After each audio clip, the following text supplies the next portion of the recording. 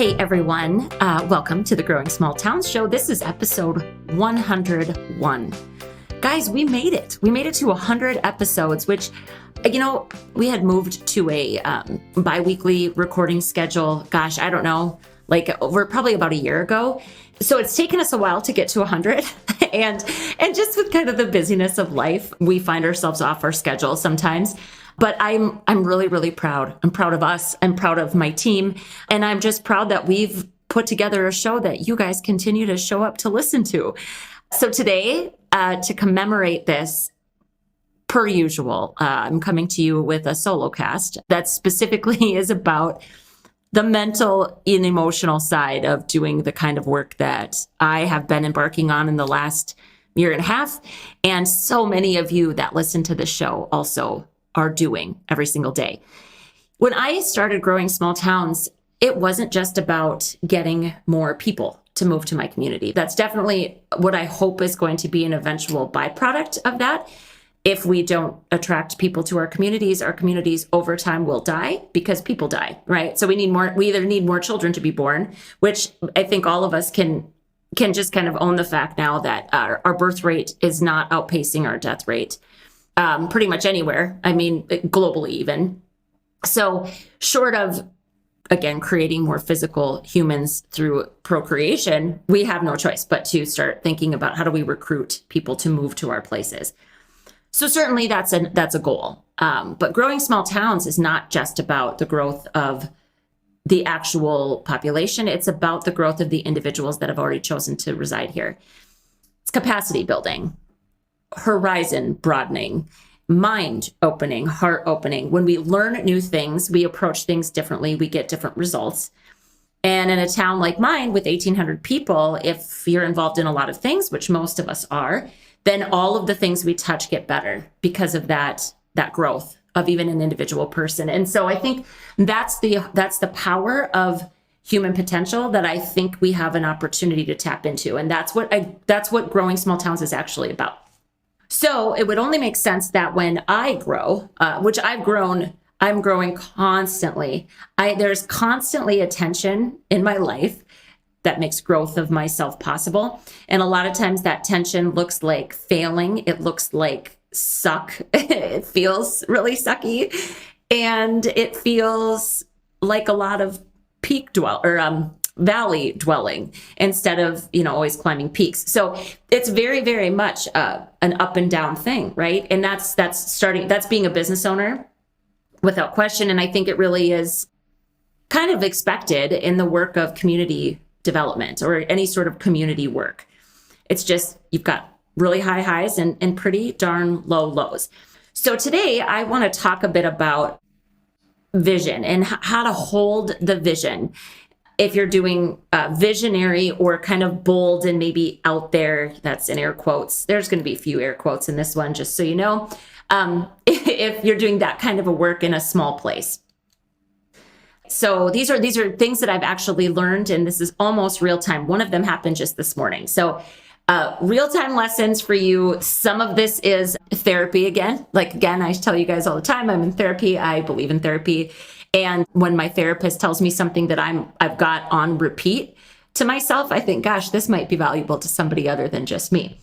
So we're talking about vision. So when I looked up the word vision in the dictionary, there's clearly the very first definition is actually being able to see, which if we put the, see could be just physically seeing with our eyes, but then also seeing ahead. And that's actually the second definition in the dictionary is the ability to think about or plan the future with imagination and wisdom. So therefore, a person who's visionary is a person who has the ability to do that.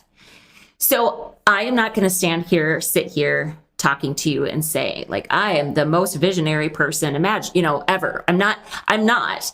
However, I'm gonna tie this back to an assessment because sometimes I think we think, well, I don't know, am I visionary? Because the truth is, all of us probably spend some time being visionary and being more practical. There's probably times when our work and our lives call for us to be either or, right?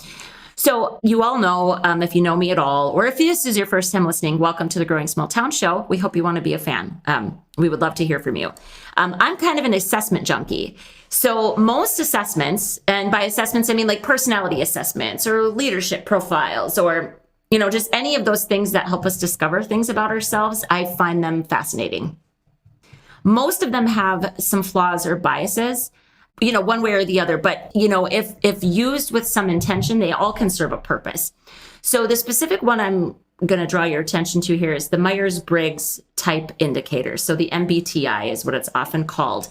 The MBTI is one of the most studied over the years. By the way, I'm just going to make a plug for this, and we'll link to it in the show notes.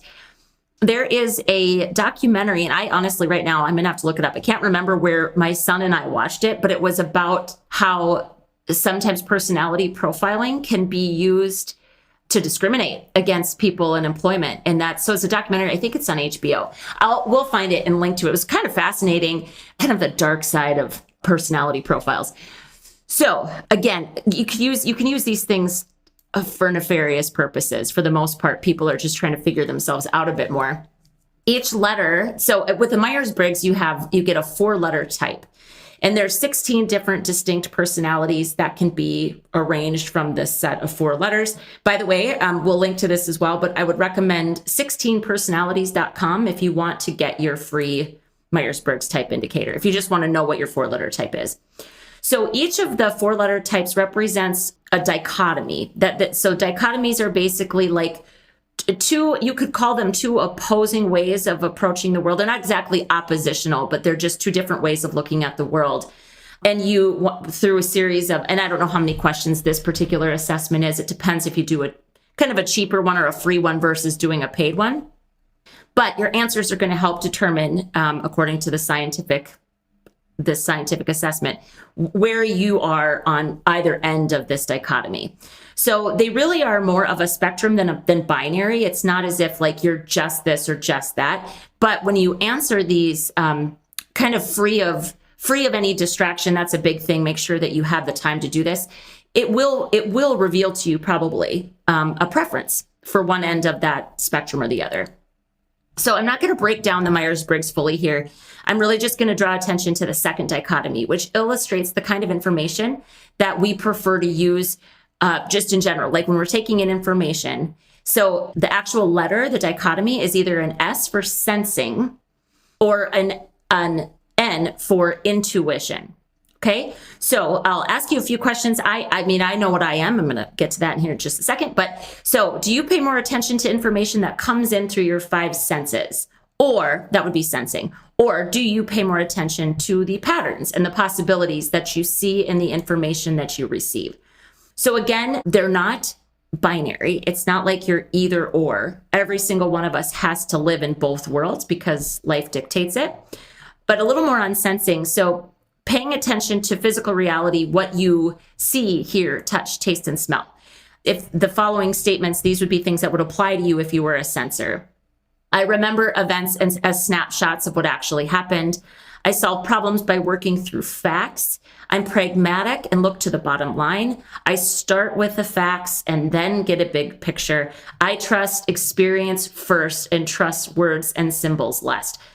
So I pay attention to facts, either past or present, and so much so that sometimes I miss new opportunities or possibilities. Okay, so a sensor is a pragmatic person, not just detailed, but really it's about what they can see that's right in front of them, right?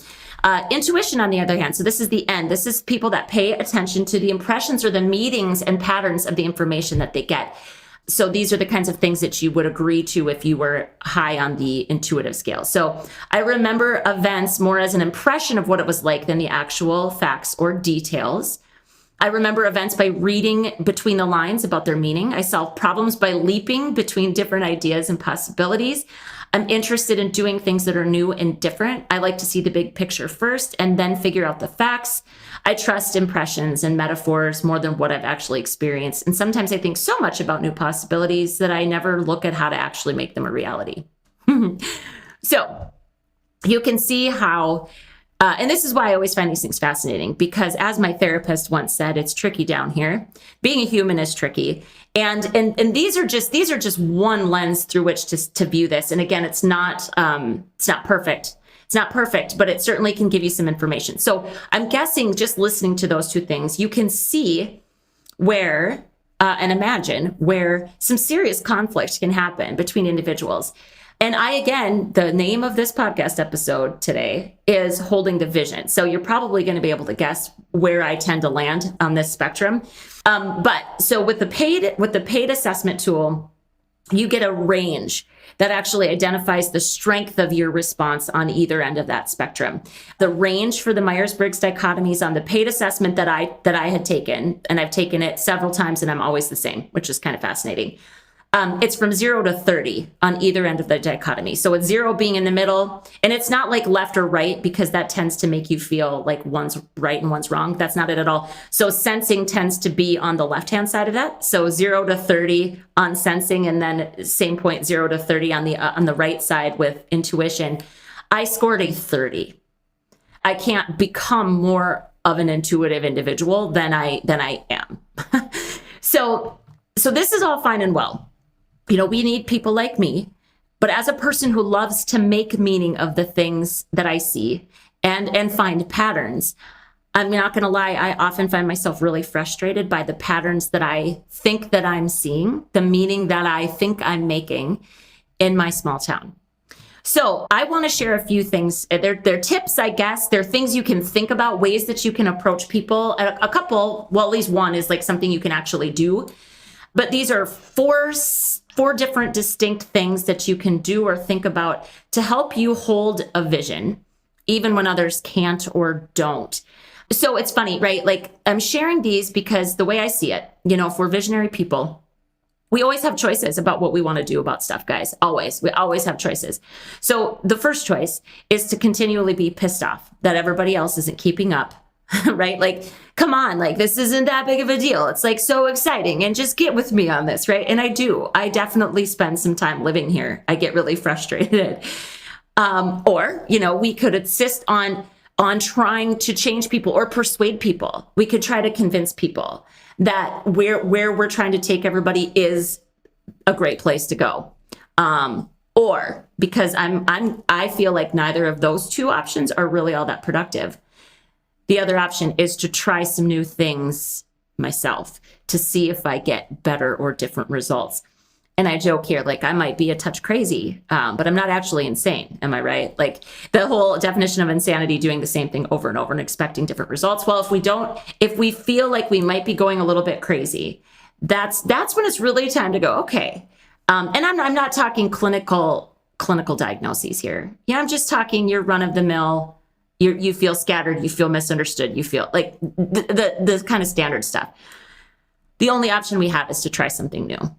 So without further ado, because I do make a big ado about most things, sorry, the preamble, I hope you guys enjoy it. I just want to help you understand why, again, I don't ever sit here thinking like I am on a mountaintop and I have figured all this stuff out. These are things I'm literally repeating to myself all the time. So that's when I know, like, this might be a thing. Okay, so here's number one. The phrase is, no story, no problem. I spoke at a women's conference, I don't know, like a couple months ago, and my good friend Marilyn was in the crowd, and she summarized it with those 4 words, no story, no problem. And I love that, because I do, although I like a lot of words and I use more than what's necessary to communicate my point, I do love it when people give me a quick, simple, no story, no problem. I loved it. So it's so true. And then this past week at therapy, I got another reframe on this. So I've literally been repeating this to myself nonstop since I heard it. So I haven't been repeating no story, no problem, but that might resonate with you. I'm going to share this other thing. Okay. So all the time when we're talking to other people, they only give us so much to go on. So people show us either who they are or they tell us what they want us to know. And here in good old Nodak, so again, for my new listeners, we're in North Dakota. We're kind of a stoic bunch up here. It's not common for people to give a lot away. And then there's me. I wrote a book called How Mommy Got Her Groove Back. And I chuckled as I was prepping for this episode because I remembered that I had written this about myself. This is like it's an excerpt straight out of my book.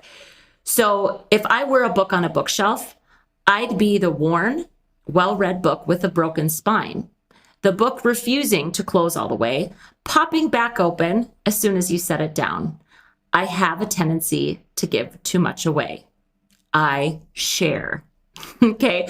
So that's me, right? So I'm also intuitive, right? I've got this high ability or desire to take people out into the future. Like I love thinking about what could be and might be and the possibilities.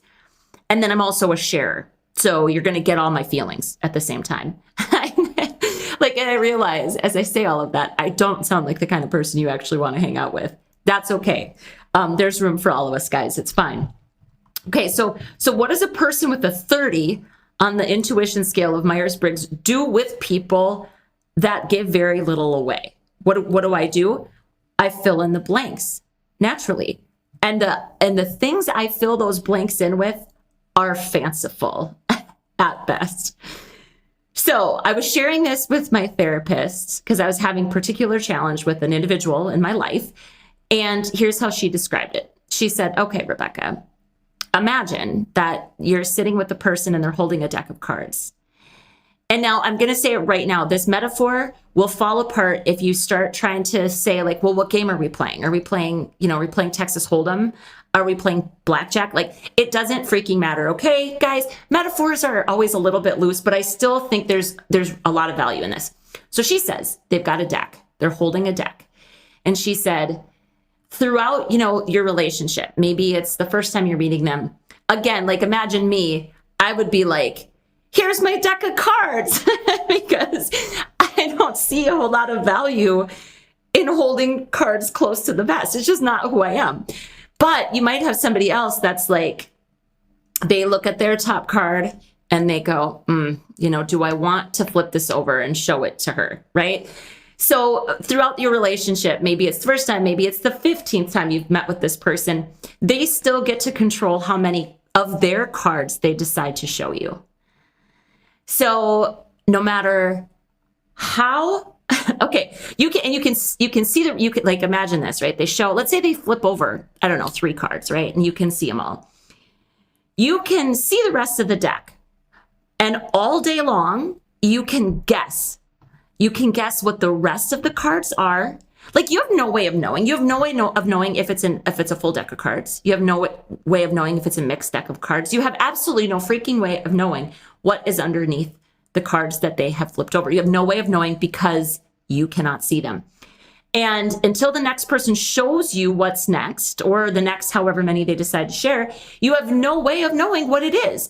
So no matter what I tell myself about their motives for not playing another freaking card, it doesn't change that I can only see what they show me.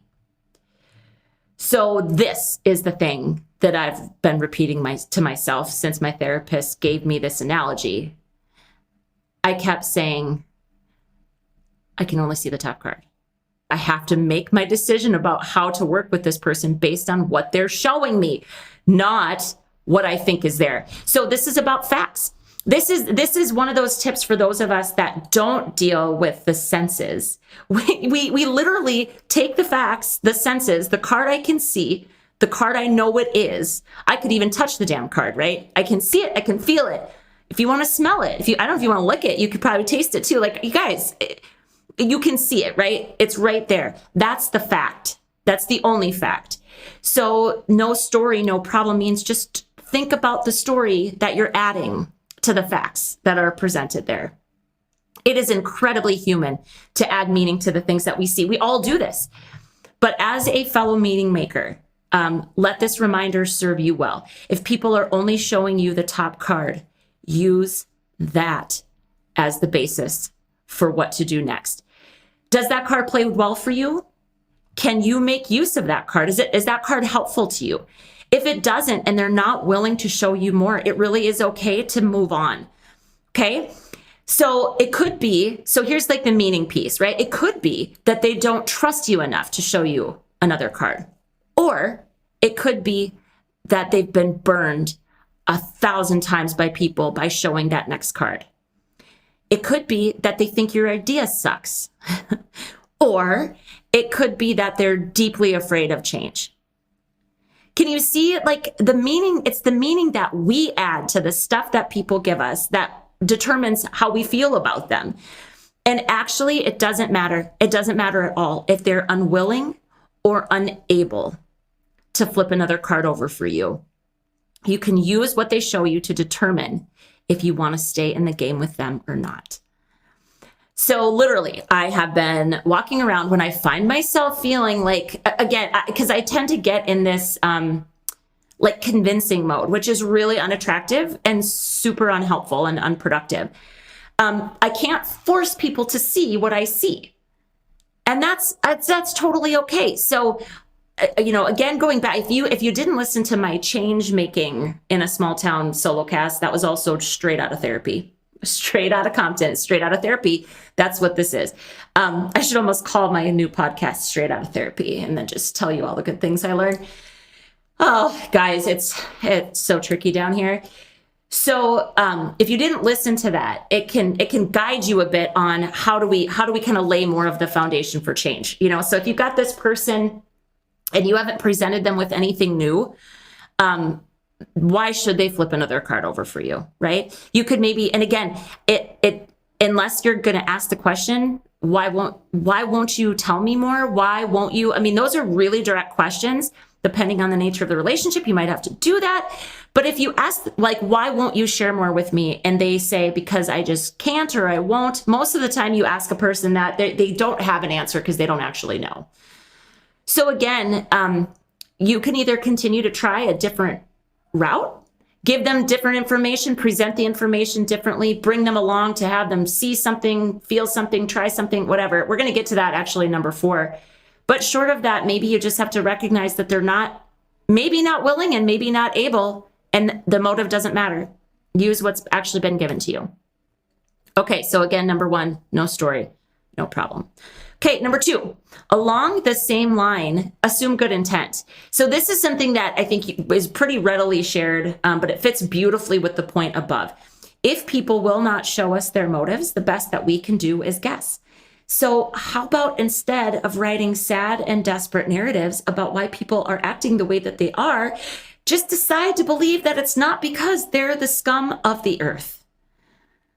Nothing that they're doing is because of you anyway. And again, as a big vision holder, we want everybody on board. I literally have a sign of this really cool hand-printed piece of artwork. It's a print from awesome little shop in Fargo, North Dakota that says, I'm on the rise and I'm taking everybody with me. But I'm not taking everybody with me. I'm taking the willing with me. I love the will, or I work with the willing and I love the rest. And that's a really important thing to remember. People, and it doesn't mean that you're not inspiring. It doesn't mean that you're not doing something right. This is people, right? So assume good intent, use the facts. Those 2 things alone will help a ton. Okay, number 3, recognize the immense difference between a strong preference for sensing versus your strong preference for intuition. I just felt the need to make this a standalone point of its own because it is really, really challenging. And the truth is, the best ideas aren't just the ones that are the most creative and imaginative. They also are the ones that get executed well. So we need both. We need both in people. And so I know for me, I have got to surround myself with people that do have a sensing preference. I love talking to the dreamers. Oh my goodness. I love hanging out with the visionary people, that, the ones that also have this shared preference for being imaginative and creative. I mean, of course, I love that. But when it comes to actually making my ideas happen, I have to have people around me that can help me get that big vision down on paper. And I will say, I don't think I completely suck at execution. So this is probably one thing. This is almost like it'll be my 5th point, I guess. We don't get to use our preference for either end of that spectrum as a crutch and as an excuse for why we can't do the other thing, right? Now, I actually think it's easier for big picture people to train themselves how to be somewhat detail oriented. And again, this is just completely my observation. I think it's hard to ask people that really have a preference for what they can see, touch, and get their hands around to open up their minds and think bigger. I think it's a harder hill to climb for them. But you know what? It doesn't matter. It's equally uncomfortable. If you really have a strong preference for one or the other, having to be the other way is challenging. Okay? So really think about that. So I would say for those of you that are listening, if you're listening to this and you're like, oh my gosh, this is so me, then you obviously you're an intuitive or visionary kind of person. It's just to recognize how this conflict comes about. And then what can I do? And I would say at a minimum, if you've never figured out which you are and you couldn't tell by the descriptors I gave, learn this about yourself. Because we run around expecting everybody else to be different when we're the only ones we can only change ourselves. And I'm not saying you have to change, but you might have to adjust your approach. Because what we end up doing is saying, well, they suck. And then you still feel like you suck too. And that's not the answer here. Nobody sucks. I mean, actually, let's be real. Some people do. But for the most part, the people that we're dealing with, that we feel like we're butting heads with, it's not a personal thing. Well, it is a personal thing. It's not a personality thing in the sense that they are trying to take us down. A lot of times they just don't understand. So we need to bridge that gap. So the number 4, my 4th idea, is actually an idea for how to do that. So when I built and renovated my building for Growing Small Towns, one of our areas of programming that we focus on is arts and culture. I really believe in the power of being surrounded by art, collaborating with artists. I just think they open us up in all sorts of ways. And so I knew that I wanted to approach, we have a club in our community that is dedicated to the arts. They have been around I think they've actually been around for 50 full years. Someone will have to quote me on that or check me on that, but I'm pretty sure they've celebrated their 50th anniversary as a club, which is amazing, right? These these tenured people, it's incredible. And which also means that some of them have been in this organization for quite a long time, and they are very used to the way they do things. So when I came along and I built this facility and I was like, we should partner. And then you could do this, and you could do this, and you could do that. And it was just like all the ideas. And I sat with them for 3 separate months of meetings, basically trying to bridge that gap. And now, just today, so this is the one that just hit me today. One of the members was here because we, in our building, for the next month, we are hosting an exhibit from the North Dakota Museum of Art. It's a rotating art exhibit. It's through the Rural Arts Initiative in partnership with the museum. And they've never been able to do that here in Oaks and have it on display. This is on display for over a month. They've never been able to do that because they've never had a dedicated space. So, and then earlier this spring, we hosted an Irish trio, and we had over 140 people in our building, in this space, enjoying this music. And it was their event, and they hosted it here. And this partnership made that possible for them. And so I was talking to one of the members this morning who is, you have to have a locked facility. You have to have it climate controlled. You have to have people that can staff it. Like, it's a whole thing, right? Because these pieces of art are, there's actual value to them. So she's here taking her shift this morning. And I said, gosh, I have loved having this here. It's only been here since, for about a week. And she goes, she's like, I know, it's so neat. And I said, I hope that you're all feeling really good about where we're at now. And she goes, oh, for sure. But she goes, you just have to remember. And then this is what she said. It's hard for us to imagine something we've never experienced before. And I looked at her and I said, of course it is. Of course it is. And I I needed that reminder, and I hope that this is a good reminder for you today too, because when you're trying to bring something to a small community that hasn't ever been done in that community, it doesn't matter if it's happening everywhere else. Your idea might not be new, but if it's new to most of the people in your community, you're going to be surrounded by a lot of people that don't see it right away and don't get it. And again, you can feel whatever you want. If you want to be frustrated, that's fine. But we need to remember, those of us with like strong visions, and I'm a person that leaves this community. I leave this community for work. And everywhere I go, I'm looking for cool things to bring back here. So I'm kind of wired to be looking for things, like looking for opportunities. And also thinking about, gosh, like when I experience something in another place, I automatically think, I mean, if I love it, I think I would love to have that in Oaks. And then I think, how can I bring this to Oaks? What would a scaled version of that thing look like in Oaks? That is how my brain is wired. Yes, it's exhausting. If you're like, oh my God, I'm a sensor and that sounds exhausting. Yes, it is. It certainly is. But I'm constantly looking for these ideas, right? So of course, when I try to bring them back there, unless I'm talking to somebody that has also experienced that thing elsewhere, they're not going to see it. They're not going to get it. So here's the real tip, okay? So she says, it's hard for us to imagine something we've never experienced.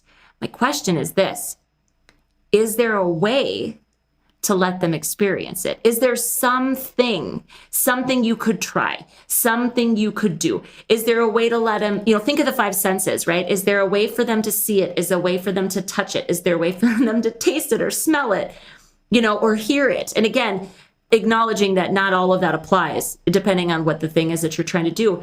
But can you engage any of their senses to help them, quote unquote, get it, right?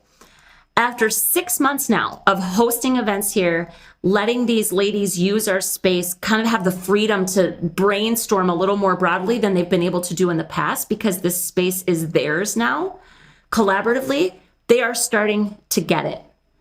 So can you offer a trial run of something? Can you say, let's just try it and put a time limit on it, right? Like say, we're going to try this for 3 weeks. We're going to try this for 6 weeks. I don't know that there's a perfect ideal amount of time to give anything a shot, because it really depends on how big the thing is that you're doing. But give a trial, set a trial run on it, and just say, we're going to keep checking in. And if it's not working, let's figure out what we could do different, and then continue to kind of tweak it. That's the kind of thing that people that have a preference for intuition, that's how we can support sensors to give things a shot. And the other thing too is, thinking about discounts. Like, is there a discount period that you could offer, and like take away some of the fear of, creating the expense or paying the money. It's like, if that's an option for you. The thing is, just because people don't get your idea and, or they think it's crazy, or they think it's even, quote unquote, here's my last quote, I think, ahead of its time. We just need to have patience and remember who we're likely dealing with. People that need just more facts, and they need to understand it differently, right? So here's the deal. I think I do possess a handful of virtues maybe, but patience is not a front runner for Rebecca Undum. I'm not a patient individual. So this has all been really valuable for me to process, and I'm processing it out loud in real time with you, because I hope that these things help you as you're trying to land big things in your community.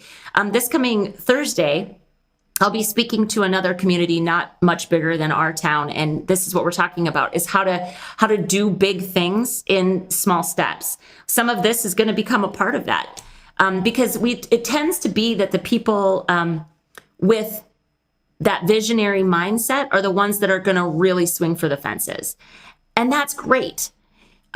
But you're going to have to think about how to bring people along with you, especially if you need support. So when the ones that didn't get it start to get it, like the ones that initially said, I don't get it, when they start to understand it, I promise you, it not only is awesome, but it really is worth the wait. So that's where the patience, it really is worth it to see people come around. So those are my 4 tips for you today. For those of you that might struggle with a bit of that free-flowing creativity, and that's not something to struggle with, and it certainly isn't something to suppress. We just need to learn how to harness it so that we can get things done. Because just dreaming about it isn't the same as doing it. We learn when we actively get into it and try to make it happen, right? So being that this is our 101st episode, I want to thank you just deeply from the bottom of my heart for listening to this show. And this is a fun fact. I'm excited to share this with you. This podcast is in the top 25% of podcasts, just broadly published, according to our listener statistics. It really has to do with how many downloads happen within the first 7 days. Top 25% feels pretty rad for just a practicing person in community development work in a very, very, very small community. And to me, what this proves is that we really do need each other. We need to continue to look to each other. We need to continue to elevate the amazing work that's happening. So on that note, if you know a great person that would love to sit down and visit with us, please just shoot me a text or email me at director@growing-small-towns.org.